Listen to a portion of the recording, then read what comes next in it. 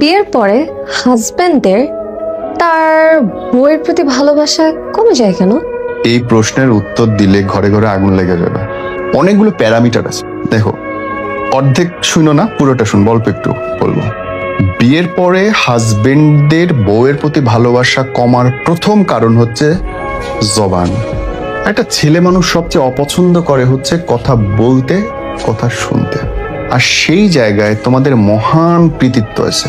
একবার automatic machine চালাই দিবে, 72 ঘন্টা নন স্টপ সার্ভিস দেবে, কোনো চার্জ দেওয়া লাগবে না, মোবাইল কথা কুইক থাকবে। নাম্বার 2, খোঁচা দেওয়া, রেফারেন্স টানা, এটা সাবক্লজ। অমুক তারিখে এই হয়েছিল, অমুক তারিখে এই হয়েছিল, এইটার পরে তুমি এটা করছিলে, ওর পরে এই হয়েছিল। এই যে তুমি যতগুলো রেফারেন্স টানবা, তুমি প্রতিটা পুরনো কথা টানবা, মানে তোমার হাজবেন্ড প্রত্যেকবার নিজেকে সংকুচিত করবে। রে, এই মহিলার সামনে তো কিছু বলা যাবে না, এই মহিলার সামনে তো কিছু করা যাবে না, এই মহিলার সাথে তো নিজের প্রকাশ করা যাবে না। বুঝতে পারছো তো? সে সংকুচিত করবে, সে তোমার কাছে শিল্ড বানাবে, ঝিনুকের মতো একটা একটা করে শিল্ড বের করবে। যত শিল্ড হবে তত বেশি হিল হওয়ার সম্ভাবনা কমে যাবে, তত তুমি তার লাভ কম পাইতে শুরু করবে। এবার আসে উল্টো দিক থেকে।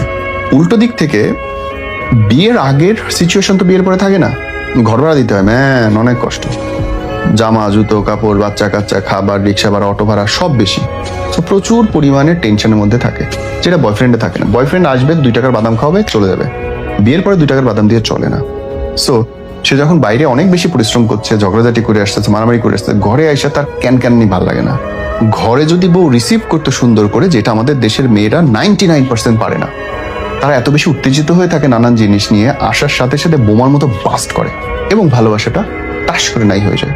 অ্যান্ড ফাইনাল থিং ইজ, মানো না মানো, শারীরিক সৌন্দর্য ম্যাটার।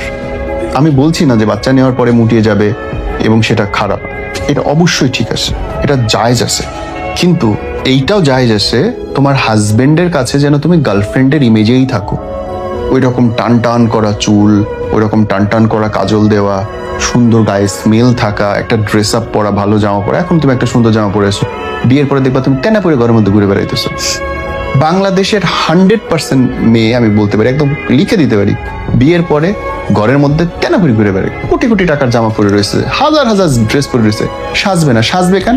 রাস্তার মানুষদের দেখানোর জন্য যখন ঘর থেকে বেড়াবে। আরে, তোমার জন্য সবচেয়ে আগে জরুরি তোমার হাজবেন্ড। তুমি তাকে গিফট করো, লাভ। দেখো না বিনিময়ে সে কি দেয়। আর আমি কিছু দিব না, আশা করবো যে আমাকে রাজরানীর মতো রাখো।